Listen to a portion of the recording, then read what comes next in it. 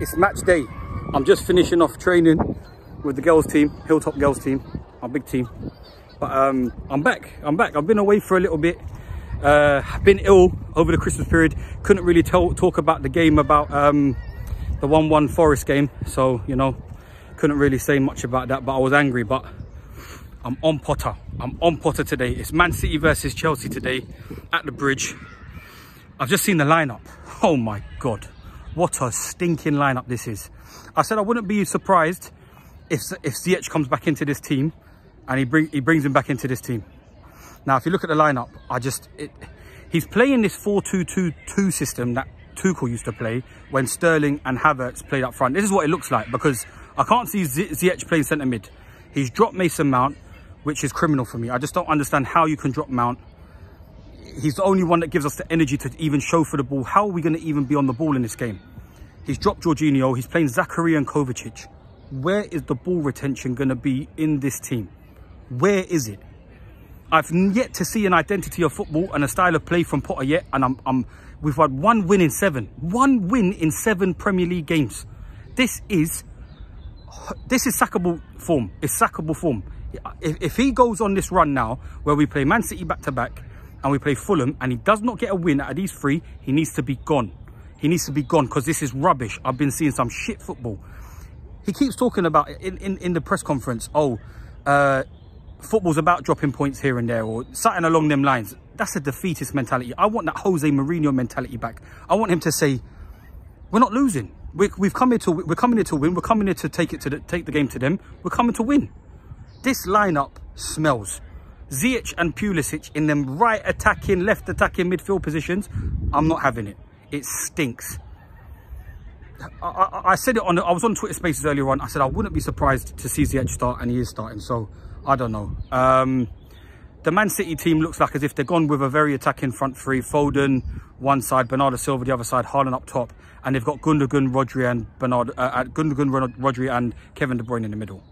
Now, that just looks like they're going to bop all day, because Zakaria and Kovacic, I don't know where the partnership is with them. I don't see them playing together well. I don't know what's going to happen.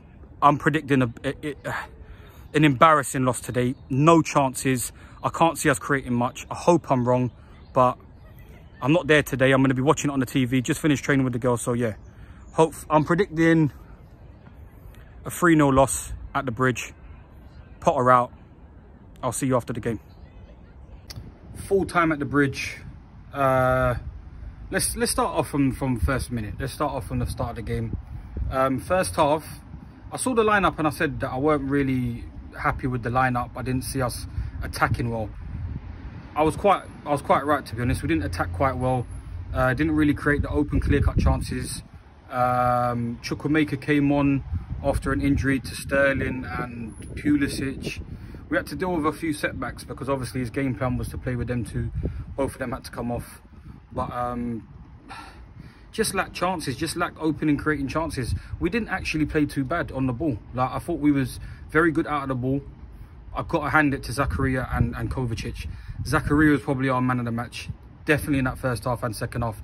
Well, in the second half he was even better, but Kovacic, Zakaria first half held down the midfield proper. They didn't really show anything out wide. I think with Foden and Bernardo Silva, they weren't really threatening out wide. They didn't really want to drive at people, so I think it was quite easy for us to defend against. Yeah, we don't have shooters. We don't have that impetus. Like Kai Havertz up front had multiple times where he could have span on the ball and just had a clean shot at goal, or just tried and conjure an effort from something. But he just lacks conviction. But yeah, we need shooters, man. We need shooters. We need people that can take on their fullbacks. We weren't able to get in behind. It was just frustrating. Like, it was frustrating. First half, they didn't have nothing, so I was actually quite comfy.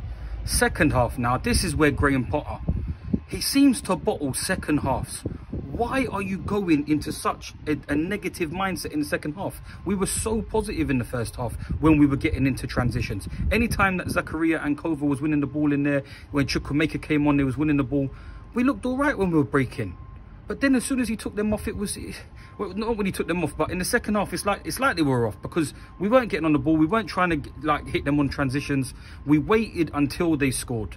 And Kepa up until then, I thought was playing okay. He was safe. He was handling everything well. But come on, man, you got to come for that, man. That was poor. It was poor from Kepa.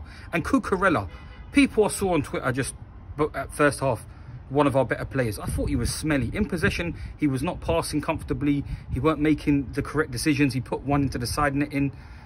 I thought he was smelly. And then in the second half, when they brought on Riyad Mahrez on his side, he was just getting toasted. Bernardo Silva gave him a couple of drinks before he come off. And yeah, Cucurella at fault.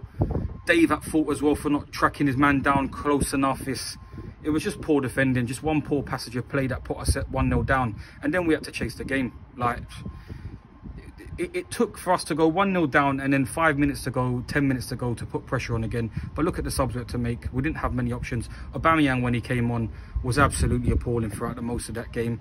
Kai didn't show much threatening as well. It's just, it was so poor, man. It was so poor. Like, we had options from Amari Hutchinson, Lewis Hall coming on, Conor Gallagher. They were our subs.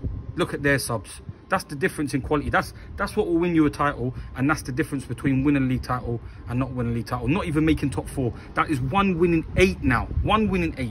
Potter, if you cannot get a result against City or against Fulham in the next 2 games, I want him gone, because there's nothing there. I just don't see a style. Like today, he's tactically tried to come up against City and do what he has to do against City.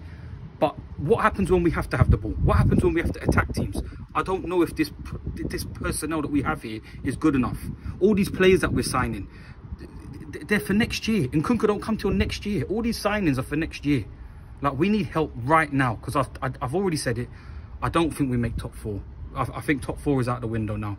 So we ain't got much to go from here. All we've got to now is to look forward to the next game. Man City again. Let's try and get a result there. But yeah, that's my thoughts on the game. Potter out again next week. We'll see what happens next week.